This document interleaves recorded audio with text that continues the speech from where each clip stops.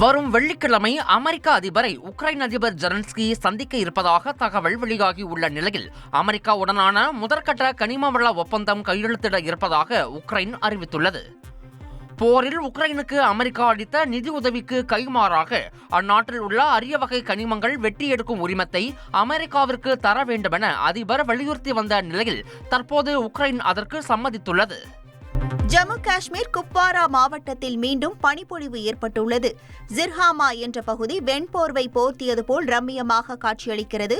கொட்டும் பனியால் ஒண்டர்லாண்டாக மாறியுள்ள நிலையில் சுற்றுலா பயணிகள் மகிழ்ச்சியடைந்தனர்.